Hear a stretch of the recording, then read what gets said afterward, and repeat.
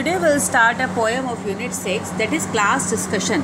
So children, class discussion means talking together in a group on a single topic. मतलब किसी भी single topic पे group के अंदर डिस्कशन करना, क्लास में बात करना किसी एक सिंगल टॉपिक पे, it is called class discussion. And this poem is written by Gervase Finn. So children, Gervase Finn is the poet of this poem. So children, here is the poem. The poem is about a girl Jane who is very quiet in nature. So children, let's start the reading. In the class discussion, Jane, you hardly said a word. We all aired our opinions, but from you we barely heard. You sat and stared in silence, surrounded by the chatter. Now tell me, Jane, and please be plain. Is there anything the matter?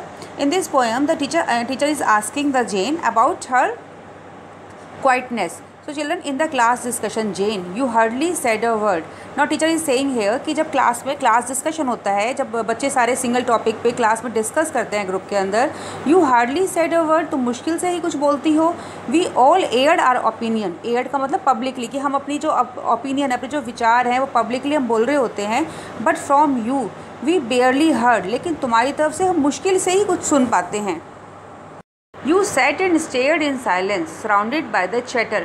कि तुम बिल्कुल चुपचाप बैठी रहती हो. Stared मतलब एकटक देखना, और चुपचाप बैठ के साइलेंटली तुम देखती रहती हो. Surrounded by the chatter. और क्लास में इतनी चैटरिंग होती है, मतलब लोग बच्चे आपस में बात कर रहे होते हैं, बट तुम चुपचाप बैठ के देखती रहती हो.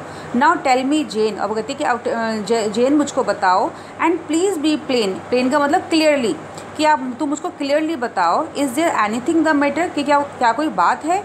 Jane looked up and then she spoke. Her voice was clear and low. There are many people in this world who are rather quiet, you know. Now Jane looked up. अब Jane क्या करती है, वो ऊपर देखती है. And then she spoke. और उसके बाद वो बोलती है. Her voice was clear and low. और उसकी जो आवाज़ होती है काफ़ी साफ़ होती है. And low मतलब काफ़ी स्लो होती है, धीरे बोलती है वो. There are many people in this world. कहते कि इस संसार में बहुत सारे लोग हैं.